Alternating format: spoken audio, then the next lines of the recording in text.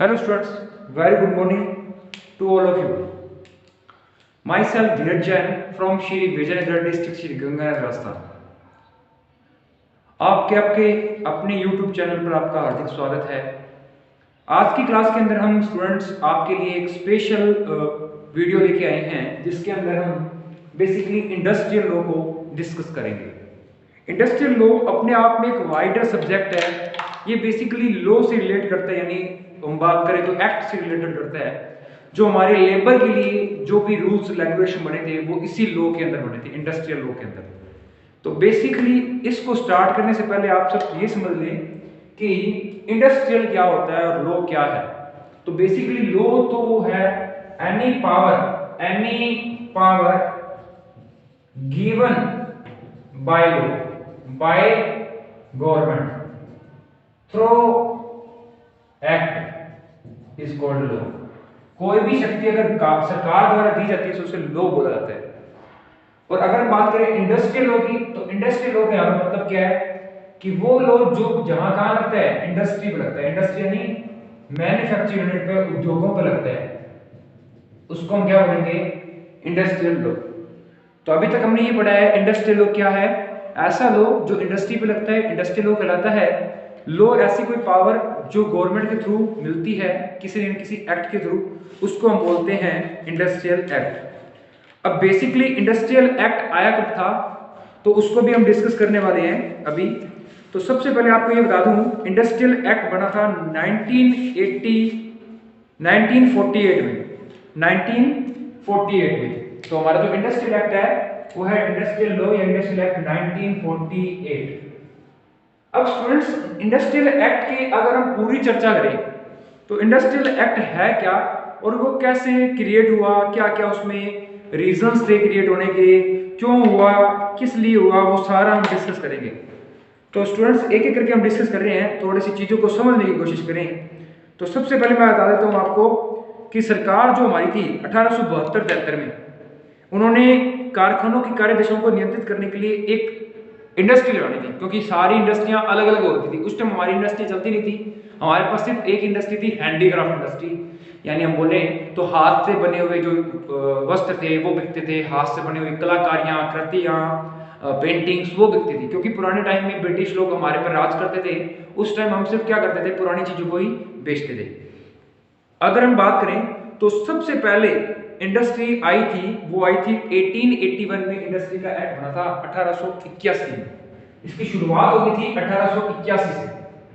लेकिन 1881 में जो इंडस्ट्री आई थी, इंडस्ट्री का एक्ट आया था, इंडस्ट्री एक्ट आया था 1881 में, 1881 में। लेकिन इसमें कुछ भी बहुत बार परिवर्तन किए गए थे इस एक्ट में। 1881 में जो एक्ट आया था ना, उसमें बहुत बार परिवर्तन किए गए थे और परिवर्तनों के बावजूद भी वो कारखाना ढंग से नहीं बना। उसके बाद इसी एक्ट को चेंज करके एक्ट बनाया गया, 1934 बनाया गया। कौन सा? 1934। मतलब कारखाना एक्ट का नाम चेंज नहीं किया, ईयर चेंज कर दिया। 1881 से क्या कर दिया, 1934 कर दिया। यानी उस एक्ट की सिर्फ ईयर चेंज कर दिए। ईयर मैंने 1881 से 1934 कर दिया। पहले 1881 था, फिर उसको चेंज करके 1934 कर दिया था। फिर बात करके इस अधिनियम को फिर चलाया गया और ये अधिनियम जो बना था वो श्रम आयोग की सिफारिशों पे बना था। किसके आयोग की सिफारिशों पे? श्रम आयोग की सिफारिश से ये एक्ट बना था, की सिफारिश से। ठीक है, यह एक्ट बना था श्रम आयोग की सिफारिशों से बना था। अब अगर बात करें तो 28 अगस्त 1948 को एक नया कारखाना अधिनियम फिर बनाया गया, क्योंकि कुछ कारखाने फिर ऐसे थे वो उन्होंने पंगे लिए। तो फाइनली जाकर 1948 में हमारा कारखाना एक्ट बन गया। मतलब कारखाना एक्ट 3 बने हुए हैं। 1881 फिर वो नहीं चला, उसमें परिवर्तन किया 1934, फिर उसमें परिवर्तन किया 1948। इसके बाद अगर हम बात करें तो 28 अगस्त को ये अधिनियम पूरी तरह से लागू हो गया था। 28 अगस्त को ये लागू कब हुआ था? 28 अगस्त को। लेकिन 28 अगस्त के बाद भी इस पे कोई गवर्नर की स्वीकृति नहीं मिली थी। तो 23 सितंबर को गवर्नर की स्वीकृति मिली, 23 सितंबर को। 28 अगस्त को तैयार हो गया, गवर्नर ने सिग्नेचर कर दिए 23 सितंबर को, और 1 अप्रैल 1949 से ये लागू हो गया। 1 अप्रैल 1949 से लागू।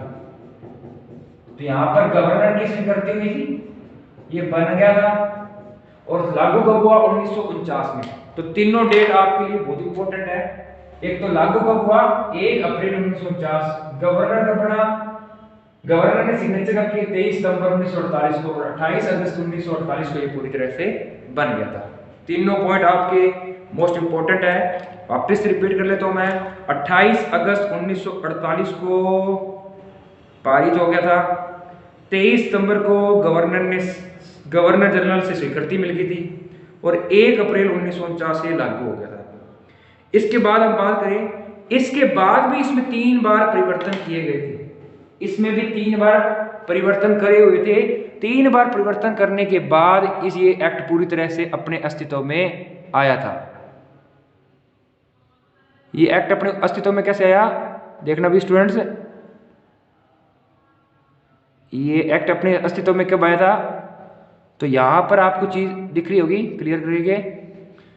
तो सबसे पहली बार 1948 में फिर बन गया, लेकिन फिर उसमें 3 बार परिवर्तन हुए थे, 1956, 76 और 87। 1956, 1976 और 1987 में 3 बार परिवर्तन हुए थे। लेकिन परिवर्तन तो होते रहते हैं। देखो, हमारे एक्ट कभी भी हमारे नहीं हुए, तो हमने सिर्फ लोगों के लिए, ब्रिटिश के लिए, कभी किसी के लिए, वो एक्ट हमने परिवर्तित किए हैं। और परिवर्तित कब कब किया? क्योंकि हर चीज की एक रिक्वायरमेंट होती है, वो चीज उस एक्ट में नहीं होती तो हमें कहीं ना कहीं से डालनी पड़ती है। जैसे कभी एक्ट बन गया, कोई ना कोई तो कमी निकलेगी कभी किसी ना किसी एक्ट में। आप कोई काम करते हो तो भी कमी निकलती है। तो अगर कोई एक्ट बना रहा है, कोई संसद एक्ट बना रही है, तो उस एक्ट में जो कमी निकलेगी वो धीरे धीरे सुधार की जाती है। जैसे जीएसटी अभी 72-73 मीटिंग्स हो चुकी है, फिर भी अभी जीएसटी पूरी तरीके से एप्लीकेबल नहीं हुआ, अभी भी पेट्रोल पे, इलेक्ट्रिसिटी पे बाकी पड़ा है। वैसे ही इस एक्ट को पूरी तरीके से लागू करने के बावजूद भी कुछ परिवर्तन करने रह गए थे, जो 56 में किए थे, 76 में किए थे, 87 में किए थे। ये संशोधन किए थे, कह सकते हो आप, संशोधन किए थे। तो बेसिकली हमने अभी तक इतना डिस्कस किया है। इस पूरे डिस्कशन में हमें कुछ पॉइंट सामने आए हैं, पॉइंट लिख रहा हूं। नंबर 1, इंडस्ट्री एक्ट बना कब था? इंडस्ट्री एक्ट की बात करते हैं। तो इंडस्ट्री एक्ट सबसे पहले आपका बना था 1881 में। उसके बाद उसको परिवर्तित किया गया 1934, फिर उसको परिवर्तन किया गया 1948। अभी 1948 चल रहा है, लेकिन इसमें भी बहुत बार परिवर्तन किए गए थे।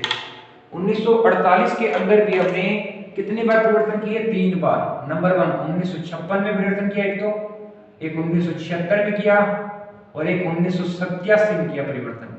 ये तीनों परिवर्तन है, ठीक है। और ये हमारे एक्ट बने हुए 3।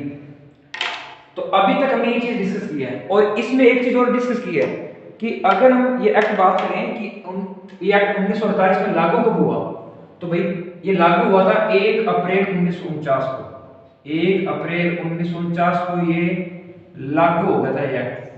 लेकिन बना कब था और उसको स्वीकृति कब मिली थी? तो 23 सितंबर को 1948 को स्वीकृति मिल गई थी गवर्नर से, तत्कालीन गवर्नर से।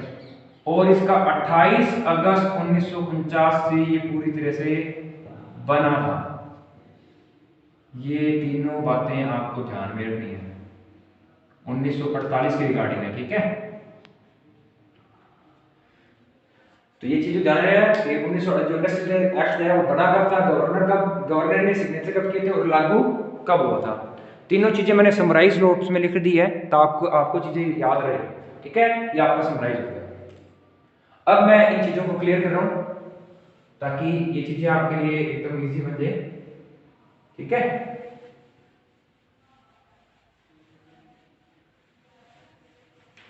मैंने जो भी पढ़ा है वो सारा समराइज साथ साथ में कर रहा हूं।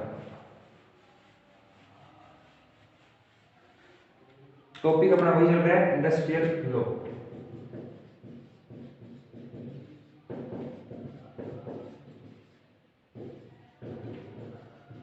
यौगिक संनियम, संनियम बोल दो, कानून बोल दो, एक ही बात।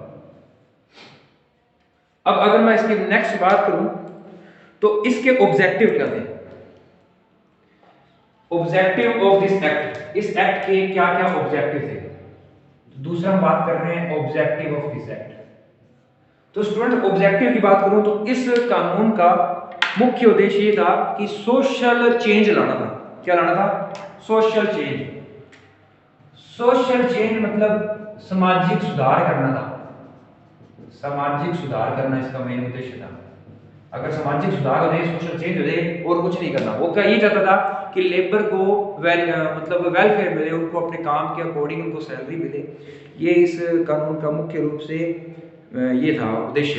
इसमें ये था कि मजदूर को उनके काम के बदले सैलरी अच्छी मिल जाए, ठीक है, जो कारखानों में सुविधाएं मिल रही है वो अच्छे तरीके की हो, कोई श्रम का कल्याण कर रहे हो, कोई कारखाने में कोई दुर्घटना होगी किसी वर्कर के तो उसको सुरक्षा मिल जाए। इसके अलावा कोई समाज को सुरक्षित रखने के लिए खतरनाक प्रक्रियाओं से रोकने की बचाव में रखना, जैसे कोई अग्निशमन यंत्र लगाना कारखानों में, ठीक है, और किसी वर्कर के लग गई तो मेडिकल ट्रीटमेंट की व्यवस्था भी करना।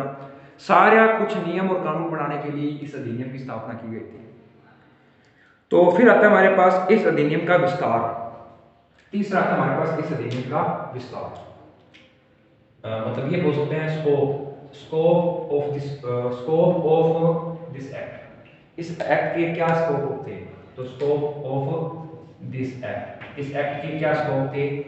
तो स्टूडेंट्स अगर मैं बात करूं स्कोप की, तो सबसे पहले अगर इसकी बात की जाए स्कोप की, तो स्टूडेंट सबसे पहले कारखाना शब्द आपको समझना पड़ेगा, ठीक है, कि कारखाना क्या है, कि ये अधिनियम लागू किस पे होता है। तो ये अधिनियम है ना उन सभी को जो कारखाना शब्द में आते हैं उन सभी पे लागू होता है।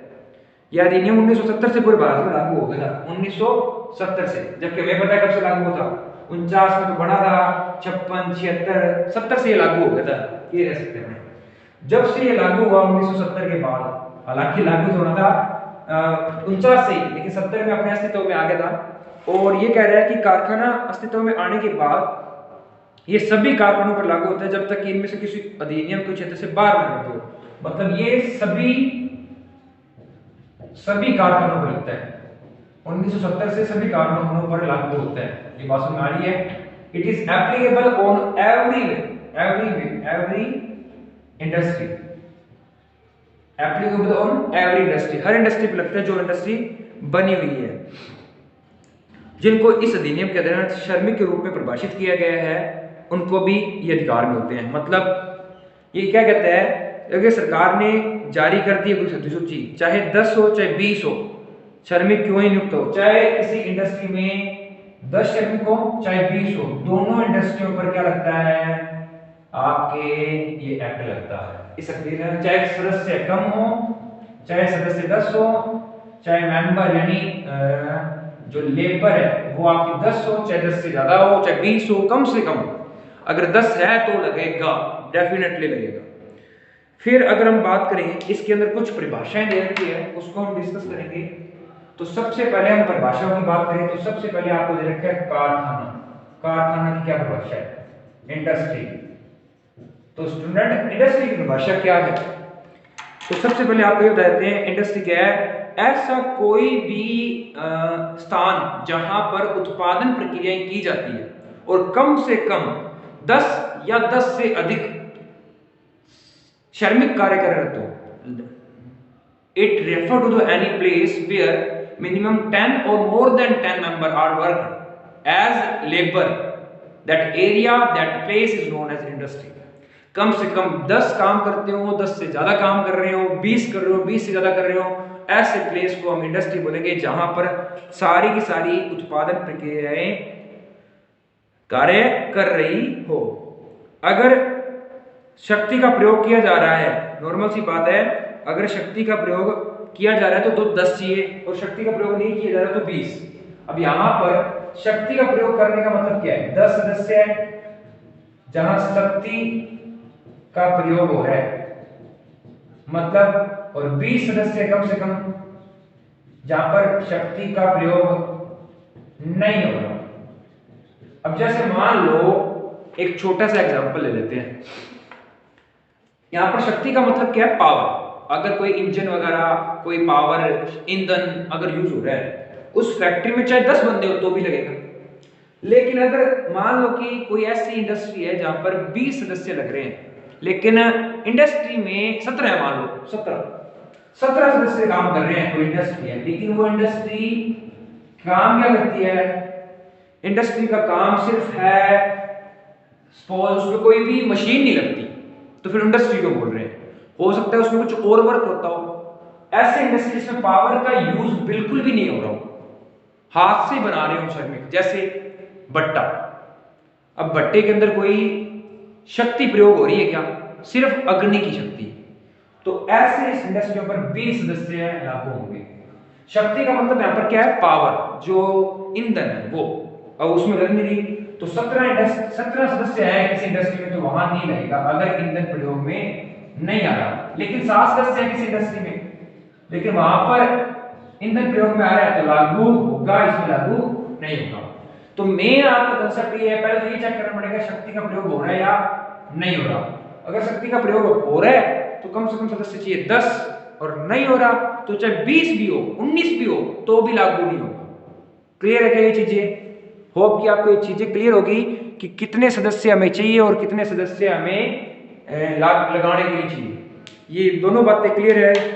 तो इसके बाद अगर मैं बात करूं किन कारण, किन जगह ये एक्ट नहीं लगता? अपवाद। इसके अपवाद क्या है कि कहां ये एक्ट लागू नहीं होता। तो कुछ अपवाद तो होती हैं, तो अपवाद हम पढ़ लेते हैं। तो जहां ये कारण लागू नहीं होता, अपवाद, तो ये कहां लागू नहीं होता? 5 जगह कारण लागू नहीं होता। नंबर 1, खान अधिनियम। अगर कोई खान अधिनियम लग रहा है तो उस पर लागू नहीं होगा, क्योंकि खान का अधिनियम बना हुआ है 1952। खान अधिनियम में ये लागू नहीं होगा। जैसे कोई बजरी निकाल रहे हैं, कोई जस्ता, तांबा, सीसा, कोई पदार्थ निकाल रहे हैं, कोई तत्व निकाल रहे हैं, मिनरल्स निकाल रहे हैं, तो उसमें ये लागू नहीं होगा, क्योंकि वहां पे खान अधिनियम लगता है। और संघ सरकार की कोई सेना की चलायमान इकाई, संघ सरकार की कोई चलायमान इकाई, मतलब ऐसी कोई इकाई संघ सरकार की, केंद्र सरकार की, जो चलायमान कार्यशाला है, ये सकते हैं, सॉरी, सेना की चलायमान इकाई, मतलब कोई सेना ने अगर कोई चीज बनाई है तो वो इसमें आए, मतलब सेना वाला नहीं आएगा। सेना से संबंधित अगर कोई उत्पादन हो रहा है तो वो इसमें कारखाने में नहीं आएगा। तीसरा, रेलवे नहीं आएगा इसमें, रेलवे की चलायमान इकाई, रेलवे नहीं आएगा, ये भी नहीं आएगा, और खान भी नहीं आएगा। 3 चीजें होगी। चौथा आता है होटल, रेस्टोरेंट और खाने पीने के सामान। होटल, रेस्टोरेंट और खाने पीने के सामान। अब आप कहें तो सर होटल में भी तो खाने और पीने की होती चीजें, खाने और पीने की चीजें होती है, लेकिन उसको इस इंडस्ट्री में शामिल नहीं किया हुआ, इस इंडस्ट्रियल लॉ में शामिल नहीं किया हुआ। और इलेक्ट्रॉनिक डेटा प्रोसेसिंग यूनिट, यानी कंप्यूटर यूनिट, यदि उस परिसर या उसके किसी भाग में निर्माण प्रक्रिया नहीं की जाती तो इलेक्ट्रॉनिक यूनिट है, इलेक्ट्रॉनिक यूनिट, वो भी इसका भाग नहीं होगी। क्लियर है क्या? चलिए, एक ये भी दिया हुआ है, श्रमिकों की संख्या गिनते वक्त एक दिन में सभी पारियों और सभी समूह में श्रमिकों की संख्या को जोड़ा जाएगा, चाहे वो श्रमिक पार्ट टाइम हो, फुल टाइम हो, सारे श्रमिक को हमें जोड़ना है। तो अपवाद कौन कौन से हैं, एक बार उसको रिकॉल कर लेते हैं ताकि वो चीजें आपकी क्लियर आ जाए। तो एक बार मैं आपको रिकॉल कर लेता हूं ताकि अच्छे से क्लियर आ जाए। तो स्टूडेंट्स देखना कौन कौन सी चीजें हैं। नंबर 1 आपको दे रखा है कि खान अधिनियम में जो 1952 में लग रहे हैं वो नहीं आएंगे। नंबर 2, अगर हम बात करें तो सेना के कोई भी चलायमान इकाई नहीं आएगी, रेलवे की कोई चलायमान इकाई नहीं आएगी 3 नंबर पे। 4 नंबर पे कोई भी रेस्टोरेंट, होटल, उनकी सेवाएं शामिल नहीं होंगी। और लास्ट हमारे पास रहता है इलेक्ट्रॉनिक यूनिट एस्टेब्लिश हो कहीं भी, तो वो भी इसका भाग नहीं है। रेलवे के बाद सेना के बाद आपका आ गया आपका होटल रेस्टोरेंट, इसके बाद आ गया आपका इलेक्ट्रॉनिक यूनिट, और सबसे पहली कौन सी, खान, वो नहीं है। क्लियर है क्या? इसको याद करने का तरीका ये है कि केंद्र सरकार के उपक्रम है वो नहीं आएंगे, ठीक है। तो इंडस्ट्रियल लॉ को इसको याद रखना है। तो यहाँ पे खान, सरकार, रेलवे, होटल, इलेक्ट्रॉनिक यूनिट, ये 5 चीजें आपके इंडस्ट्रियल लॉ का भाग बिल्कुल भी नहीं होगी। ओके स्टूडेंट्स, तो आज की क्लास के अंदर हमने इतना ही किया है। कल की क्लास के अंदर हम इसके नेक्स्ट टॉपिक को डिस्कस करेंगे, जो आगे हम डिस्कस करेंगे कि नेक्स्ट प्रोसेस। तो आज की क्लास के अंदर हम इतना ही करेंगे। नेक्स्ट की क्लास में हम इसको अच्छे से करेंगे और भी अच्छे से। अभी मैंने ये करवाया आपको लॉजिक्स नियम। होप कि आपको ये चीजें क्लियर होगी कि इंडस्ट्री एक्ट लागू कब से हुआ था। तो 1 अप्रैल 1985 पूरी तरीके से लागू हो गया था और 1948 अगस्त में ये बन गया था। सितंबर में इसको गवर्नर से परमिशन मिली थी और 1949 में ये पूरी तरीके से लागू हो गया था। और अगर हम बात करें तो बेसिकली इसमें परिवर्तन बहुत बार हुए थे। तो सबसे पहले एक्ट बना था 1881 में, उसके बाद बना था 1934 में, फिर 1948 में, फिर 1976 में, फिर 1956 में, फिर 76 में, फिर 87 में। इस तरीके से चेंजेस होते रहे। इसको मेन ऑब्जेक्टिव ये है समाजी सुरक्षा करना और श्रमिकों को उनका हक दिलाना। स्कोप क्या था? ये सभी कारखाने लगते हैं चाहे संख्या 10 हो चाहे 20 हो। और संख्या के आधार पर हम कारखाना किसे कहेंगे? अगर किसी स्थान पर उत्पादन प्रक्रिया हो रही है और शक्ति का प्रयोग हो रहा है तो 10, नहीं हो रहा तो 20। इसके अलावा अपवाद की बात करें तो खान अधिनियम पे लागू नहीं होता, रेलवे पे लागू नहीं होता, सेना की चलाई में इकाई पे लागू नहीं होता, इसके होटल रेस्टोरेंट में लागू नहीं होता और कोई भी इलेक्ट्रॉनिक डाटा है उस पर याद लागू नहीं होता। Thank you students for connecting with us. Stay connected, stay health. इसी तरीके की इंडस्ट्रियल लॉ की नेक्स्ट वीडियोस आती रहेगी। धीरे धीरे हम सारे लॉ कवर करेंगे हमारी वीडियो में। Industrial, minimum wages, employment compensation, employ state insurance act, bonus act, EPF act, gratuity act, material benefit act, apprentice act और इंडस्ट्रियल एम्प्लॉयमेंट एक्ट। इस तरीके के हम लगभग 3, 4, 5, 6, 7, 8, 9, 10, लगभग 11, 12, 13 एक्ट कवर करेंगे भी। इंडस्ट्रियल डिस्प्यूट एक्ट भी करेंगे, ट्रेड यूनियन एक्ट भी करेंगे। तो लगभग 10-15 एक्ट हम कवर करेंगे। तो फाइनली हमने इस क्लास के अंदर ये डिस्कस किया है कि हमने 13 एक्ट के अंदर पहला एक्ट इंडस्ट्रियल एक्ट की स्टार्टिंग कर दी है। तो ये एक्ट हमारा लगभग 8-10 वीडियो में कंप्लीट हो जाएगा students. Okay, thank you for connecting with us. Stay connected, stay health. Thank you.